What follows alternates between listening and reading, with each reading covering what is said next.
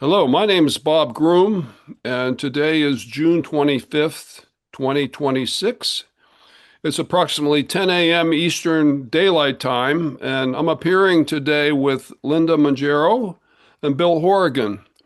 And the purpose of our meeting today is to interview Bill. Uh, Bill has had a long, productive career as a perfusionist, and he was at the forefront of the birth of the development of cardiovascular perfusion as an allied health profession in the United States. I think it's accurate to say that you were here at the beginning, Bill, and I think it's accurate to say that you helped to lay the foundation for certification of perfusionists and for the accreditation of schools. I came across something that you wrote in 2004, and I want to briefly share what you wrote there because it really frames this meeting today. This is an editorial on the only constant in perfusion education is that it will change. And you wrote, although change will be the hallmark of perfusion education, we can never forget those leaders who saw the need for a better educated professional and met the need. Over the past 30 years of formal perfusion education, most of their names have been forgotten, but their legacy remains as strong as ever. Their vision and willingness to change has made perfusion education the gold standard that it is today. And I think we can say that is still true now, some 52 years since the beginning. But anyway, let's begin just with a few background questions and highlights of your career. What what were the circumstances that led you to become a perfusionist? Well, Vietnam War. I was senior corpsman of thoracic and cardiovascular surgery at Bethesda Naval Hospital. And I was getting out of the Navy. And because of the Vietnam War, the heart-lung machine was run by an anesthesiologist who was also getting out of the Navy. He was going to school and becoming a member of the first class of biomedical engineers. So he taught me how to tear down the oxygenator and put the tubing packs together. And um, the Navy created a civil service position. So one day I was one of the guys, and the next day I was that GD civilian. Um, but because of 4 years of working in cardiovascular surgery, and this was long before intensive care units, the patient would have heart surgery and come right back to the floor. And we had a two-bed intensive care unit at the back of the ward um, for the heart patients. And once they were stabilized, then they would move to the bed right across from the nurse's desk. And so everything happened right in front of you. Um, Amazing. It occurs to me that our our profession, perfusion, and the allied health field, it really was staffed by many people that came back from the Vietnam War, like you, and began careers in allied health fields. That is really remarkable. Thank you for sharing that and for sharing some of the responsibilities that you had. But tell us a little bit about that time at Bethesda. Then you set up the heart-lung machine and you assembled it. And can you tell us about the machine that you used then and what that was like? yeah, well, the machine was made in the machine shop. Um, Machinists put together the machine. It had a piston drive, so we had pulsatile flow. Um, so we had two one-way valves in and out in a chamber, and a piston that would beat against it. And then I could set it for 70 beats a minute. The the oxygenator was a K-cross disc oxygenator that you had to take apart, and I had a 3-sink method to clean it up and put it together. And at the end, you hoped that you didn't have a spacer left over because that meant you had to tear it all apart again. And the problem is that the Navy only had one for adults and one for children. So we had a gas autoclave.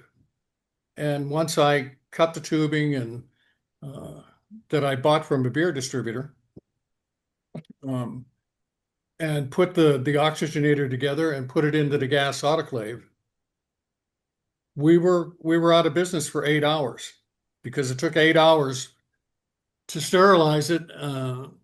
So if there was an emergency, we couldn't go back on pump. It was we lost one patient that way, a woman that had a mitral valve replacement, and she got in trouble, and we couldn't go back on pump, and she died. And then we moved on to disposables. The first one being the Travenol bag, and then the Navy got a contract with Jim Bentley for the Bentley oxygenator because it had a heat exchanger built in. That never worked, but it was a way to sole source it, and that became the oxygenator of choice. And I don't remember if you guys remember Dick Clark, surgeon. He was a berry planter. He was in the Navy for 2 years. And because my boss was intimidated by berry planters, Clark pretty much worked the lab, and he was an MD, but he was also had a degree in engineering, so he could resurrect a lot of the old equipment. And we worked on developing an infant oxygenator for Bentley, and wrote a paper on that in the lab. And then he left the Navy and went over to NIH. That's amazing, Bill. I actually worked with Dr. Clark in the 1980s, much after that, but that was an interesting place there in metropolitan Washington, D.C., with Bethesda Hospital and the NIH, and a lot of early things in our field, a lot of development and beginning of our field started there. So tell us what years you practiced, when you did your first case, and when was the last case that you did before retirement or before moving on? Oh, 66 was the first case that I was allowed to do by myself. Um, and I did my last clinical cases probably in 2005. Amazing. Amazing. Uh, So, NIH was a fun place. I spent 6 months part-time in Dr. Colabo's lab working on his membrane oxygenator. And I was sent over there because the Navy wanted to take the membrane to Vietnam and work on people with wet lung disease. Uh, it made it as far as Bangkok, and then the war ended.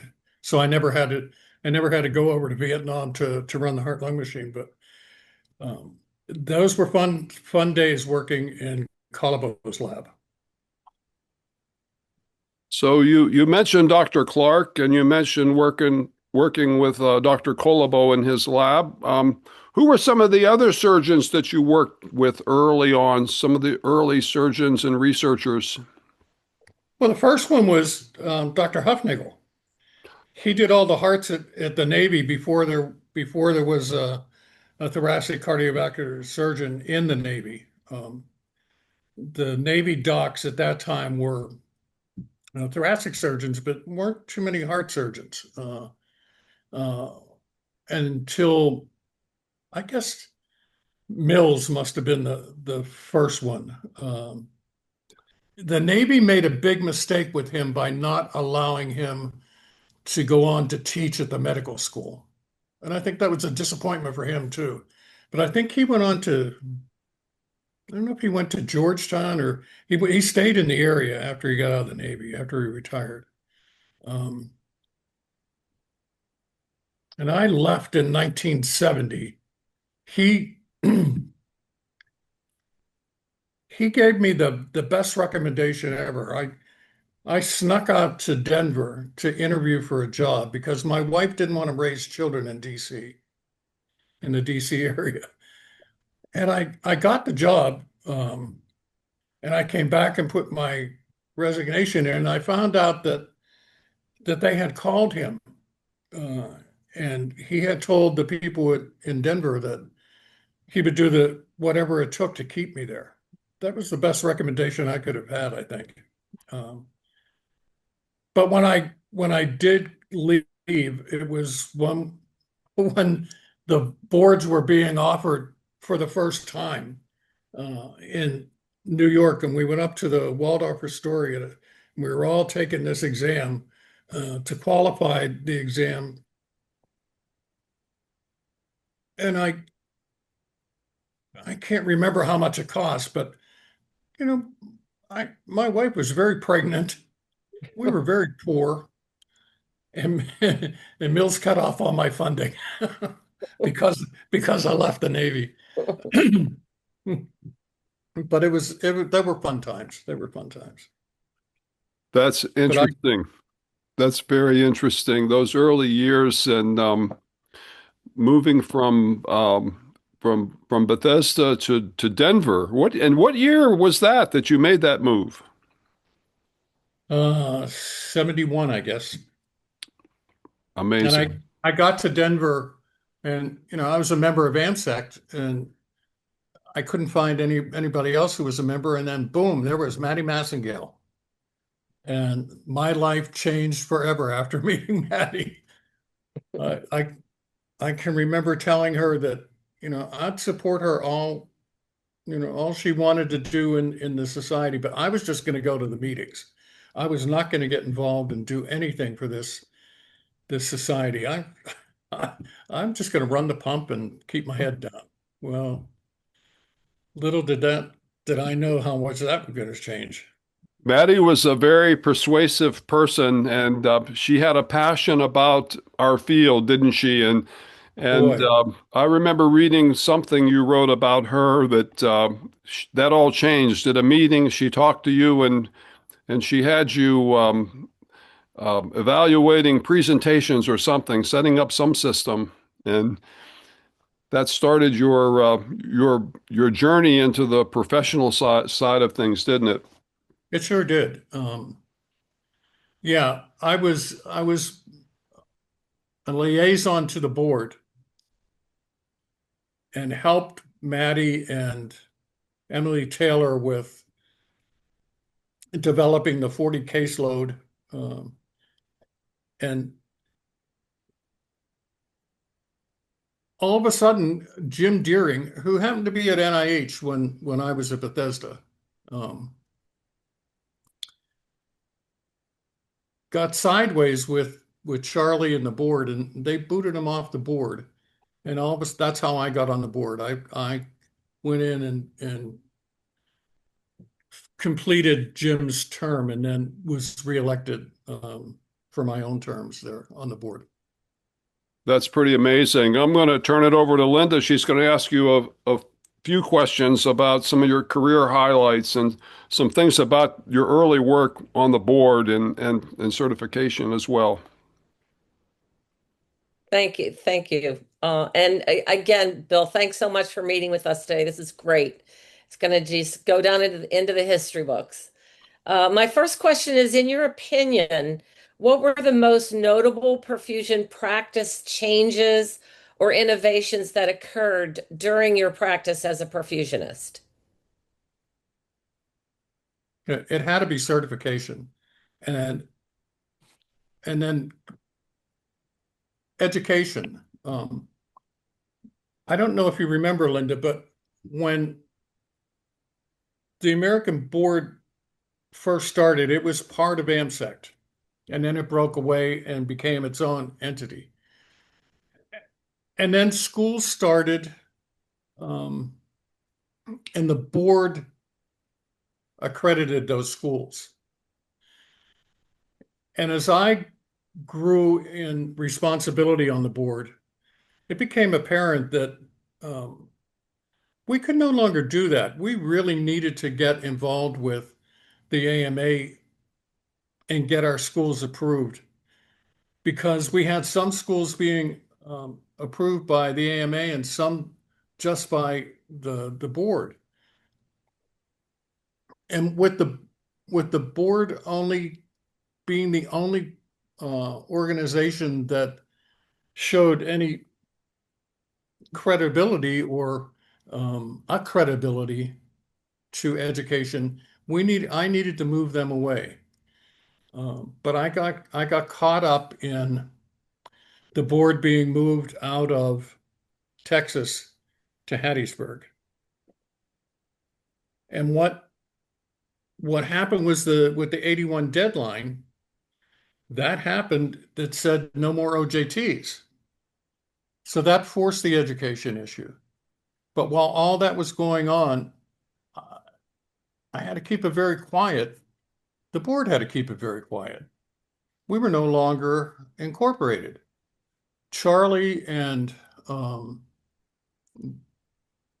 never continued incorporation of the board when it was incorporated in Chicago. So for years it just existed and was no longer a corporation. And it was a concern that the 81 deadline would be thrown back in our face and we wouldn't be able to force the issue for formal education. So I spent about 18 months with attorneys getting the board accredited and looking to defend the 81 deadline. And those were probably the most significant things: accreditation and certification becoming something that became a standard. It was accepted by every graduate that they would get certified, and that was the most important. The other thing, I was at an AmSECT meeting, and we were in the booth area, and I said to Mark Richmond, I will know that the board is accepted by this profession when I can walk from one end of the room to the other end and nobody's going to ask a question about certification. And we did. The board had become legitimate, and that was very important to me. Great, great. Just changing direction just a little bit. We're going to come back to that, but were you involved in mentoring and training of perfusionists? Yeah, I mean, I'm sure you were, but can you elaborate on those experiences? Just one, well, just two, in the Navy. Okay. And, Richard Battistelli took over after I left, and I trained him to stay on with the Navy, and that's really all I did. And I trained a nurse who worked in the lab to set up the machine. She never ran the pump, but she could set it up and get it ready for the lab. But that's all I ever did. So I'm assuming that most of your career you worked, kind of alone. And how did you, prepare yourself, and how did you actually conduct a case? I mean, because at that time, of course, the cases were a lot longer than they are today. Yeah. In the Navy, I was by myself. I had no backup at all. So I could only take vacation if the surgeon took vacation. And I was on call 24/7. When it was the disc oxygenator, that was an all-day affair to set up the pump, and then I had to get it all cleaned up again and get it autoclaved. So I could be working 3 shifts, coming in on the evening shift or the night shift and going home on the night shift. And so by the time I got to Colorado, um, I was by myself at Porter Memorial Hospital, but I was working with a bunch of surgeons who were the young guys who were leaving the old groups in Denver and going out to the suburbs on their own. And two of the surgeons, one was Marv Pomerantz, who was chief of cardiovascular surgery at Denver General Hospital, which was part of the University of Colorado system.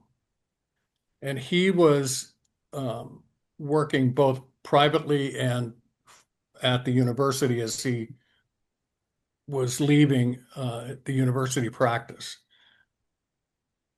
His perfusionist at Denver General was Frank Delgado. And Frank would back me up because he was alone, and I would back him up. So he and I eventually started Rocky Mountain Perfusionist, and so that we could have coverage together. Oh, that's incredible. And what did you enjoy most about doing cases? That nobody could bother me. I was in the OR and I was taking care of patients and I was doing my thing, and the phone would never ring and bother me. One of the hardest parts of being senior partner of Rocky Mountain Perfusion was you had to run the office too. You had to deal with all the hospitals that we were working with and all the different surgeons, and the phone was never too far away. But once I was in the hospital, I was in my own little world, and I could just concentrate on doing cases. And what was funny is that at the end of my career, as insurance companies started dictating more and more when we were going to do cases, a surgeon that I worked with said to me, he was going to Cambodia to do some cases, and he said, "Come with me. We'll just do cases. Nobody will bother us." And I mean, I think that's the goal for everybody. Just let me do my case. So true, so true. You did allude a little bit to the fact that you worked with Dr. Colobal and that he was going to do some long-term support. So basically, that's the beginning of ECMO. Yes, it was the beginning of ECMO. That's what he was working on. Uh, and he was working with sheep, dumbest animal I ever worked with. But yeah, I mean, when I moved to Denver, I had adopted the Colabo SciMed lung, and I was the only one using a membrane.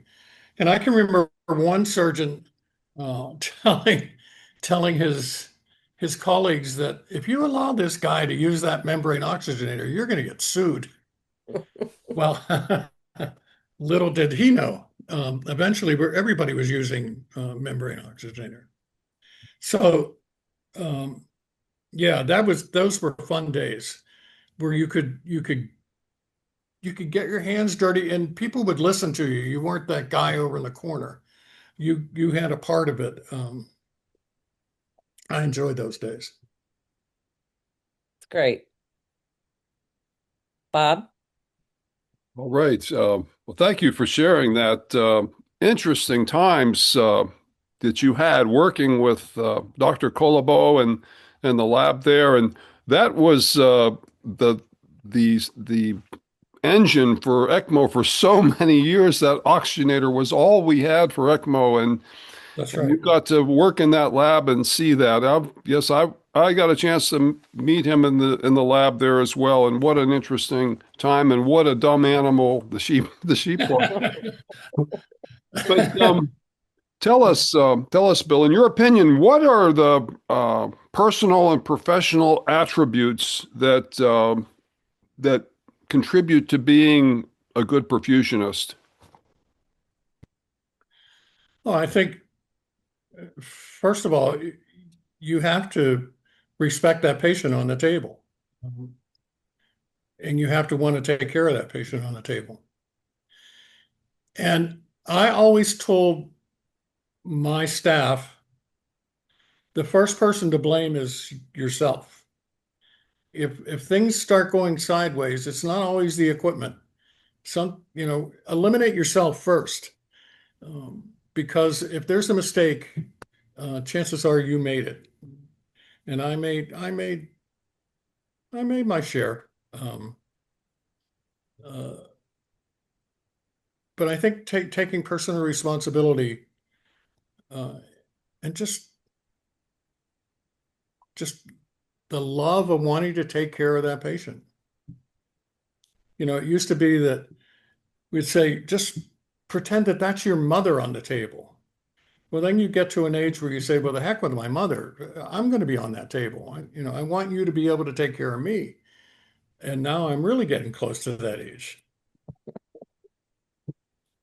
So it cannot be a job. It cannot be a job. It has to be a profession.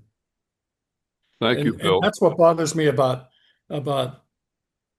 some of our colleagues, that it is a job and not a profession. And the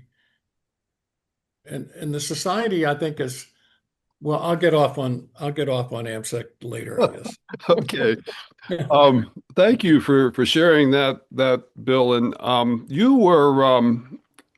were big on taking responsibility for what went well and what didn't go well. I remember hearing you present many years ago at an American Academy meeting. It was a presentation entitled "Pumping More Than Cardioplegia," and you told about you were very transparent and told about an incident that you had and shared it with others so that they wouldn't possibly experience the same. And I remember that, and it was so wonderful that you were willing to share mistakes and be very very real to people back then.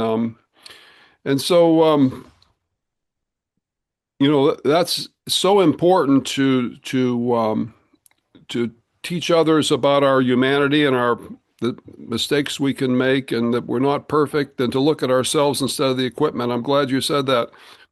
One notable thing about your career, Bill, you were a contract perfusionist. You had a contract company in Denver, but yet you published a lot of papers and you did a lot of work, and it doesn't seem like that's what you were being paid for, but yet that's what took up a lot of your time. So tell us about that. Was there ever a tension between doing the job and paying the bills and giving to society?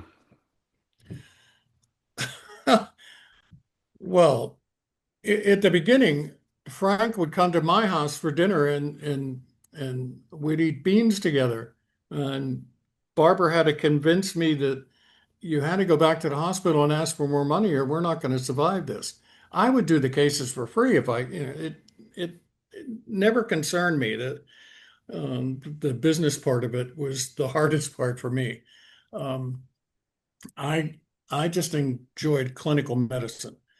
As far as research, I came up with academia, doing research with the Navy.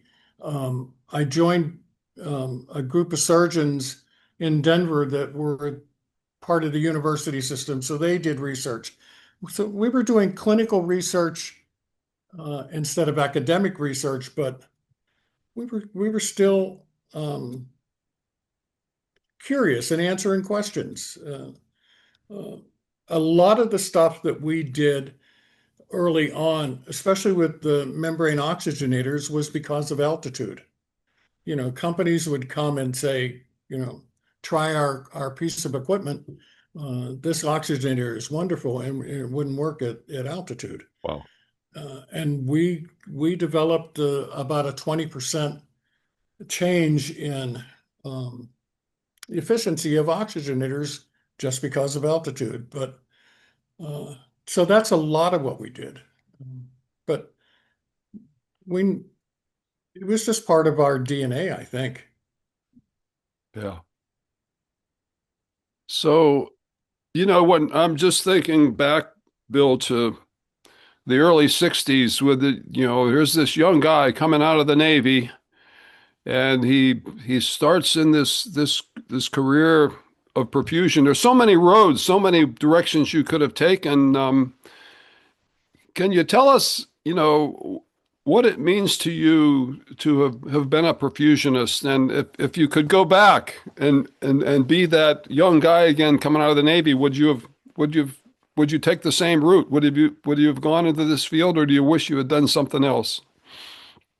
No, I would have done the same thing. I mean, there are times in the middle of the night where you say, "Why didn't I go into accounting like my mother wanted?" Um, but you know, no, I would have done the same thing. Although I don't know that because of the what I help create with education, I could make it right now. I don't know if I'd get through the first interview, um, but I'd sure try.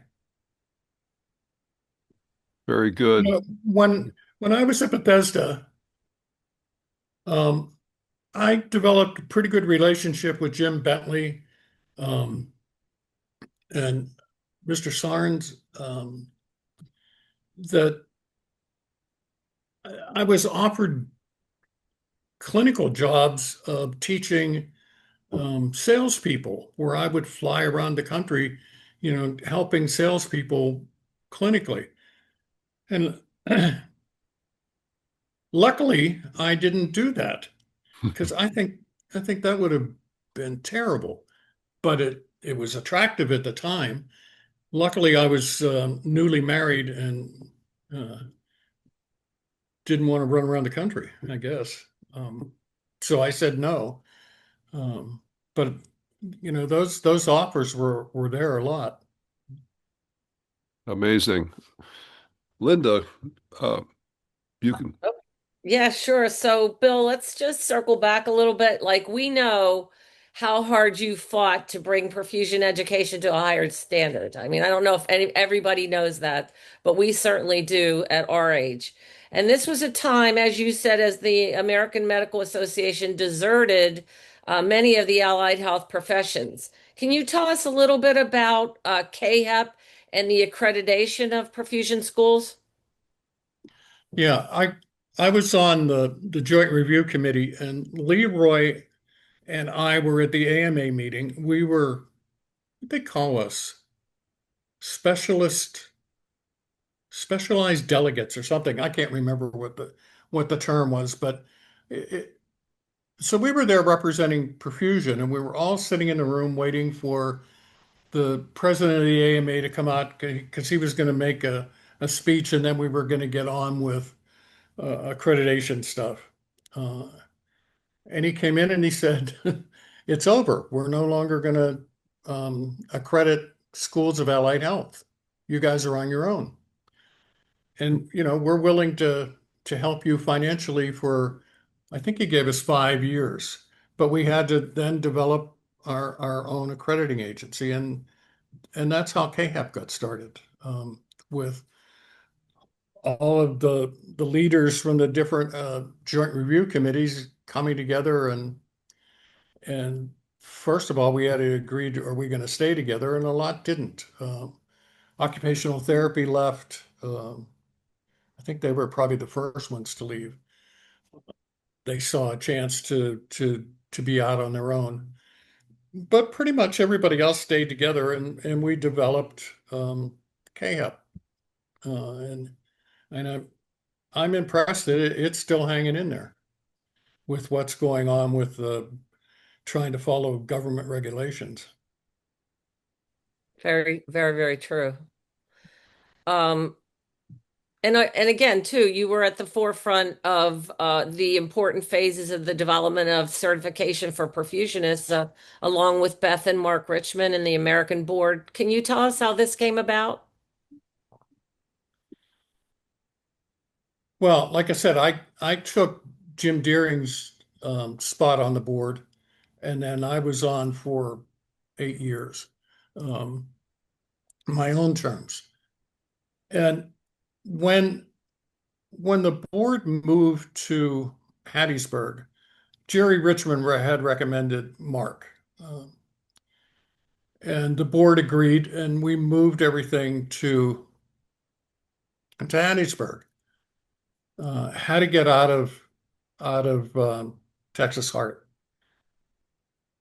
And I can't remember exactly why, but I think Charlie must have wanted it back. But there were rumbles that they were going to send vans and take the board back again. So, Mark, if you're listening, the vans never showed up. And Mark and Beth were really instrumental in showing us how to have a valid examination and how to work the questions properly.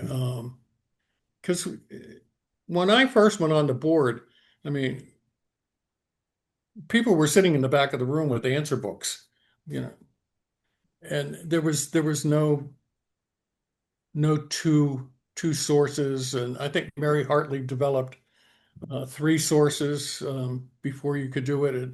It had to be something that was published and not just in a journal. It really got tougher and tougher to get a question accepted, and the exam became valid.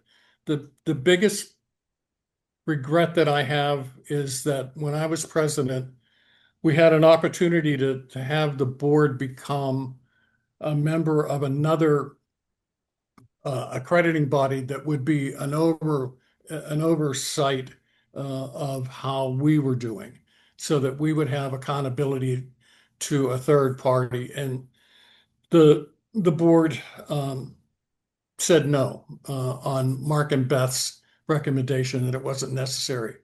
But I always regret that, because I think it's always better to have an independent agency looking at you and validating that you're doing it right.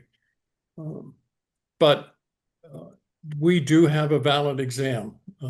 It's been tested and retested, and it works. It's a good exam. I'm sorry that we gave up the oral exam, because we lost the profession